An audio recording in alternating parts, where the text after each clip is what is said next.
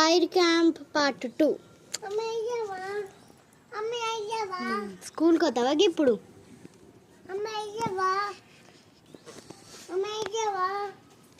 Mask ఎందుకు ఇప్పుడు నీకు?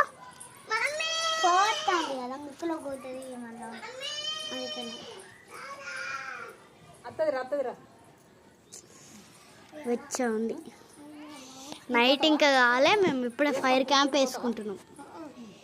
It's joke.